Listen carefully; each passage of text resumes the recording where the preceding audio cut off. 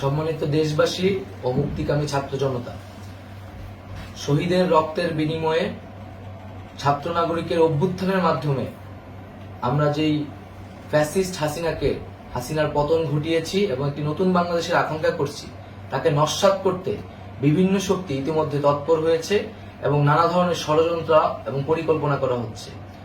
আমরা মুক্তিকামী ছাত্র জনতার পক্ষ থেকে স্পষ্টভাবে বলতে চাচ্ছি যে এই বাংলাদেশকে ফ্যাসিবাদী রেজিম থেকে মুক্ত করার জন্য এবং একটি নতুন বাংলাদেশ, জনগণের বাংলাদেশ প্রতিষ্ঠার জন্য সকল ধরনের ষড়যন্ত্রকে নস্যাৎ করার জন্য, প্রতিহত করার জন্য বাংলাদেশের ছাত্র জনতা কিন্তু সদা প্রস্তুত রয়েছে।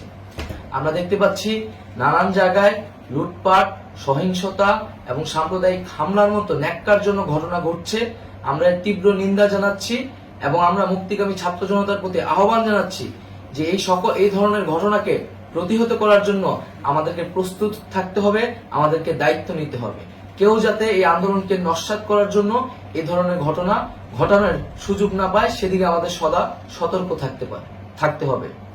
আমরা আরো দেখতে পাচ্ছি যে রাষ্ট্রপতি গতকাল বলেছিলেন যে অনতিবিলম্বে তিনি জাতীয় সংসদ বিলুপ্ত করবেন, কিন্তু আমরা এখনো দেখছি যে একটি অভ্যুত্থানের পরেও এই ফ্যাসিস্ট হাসিনার জাতীয় সংসদ রয়ে গেছে। তাই আমরা ঘোষণা করছি যে আজ দুপুর ৩টার মধ্যে এই ফ্যাসিস্ট হাসিনার যে জাতীয় সংসদ, সেই সংসদের বিলুপ্তি ঘোষণা করতে হবে। যদি আজ বিকাল ৩টার মধ্যে এই জাতীয় সংসদের বিলুপ্তির ঘোষণা না আসে, তবে আমরা কঠোর কর্মসূচি দিতে বাধ্য থাকব।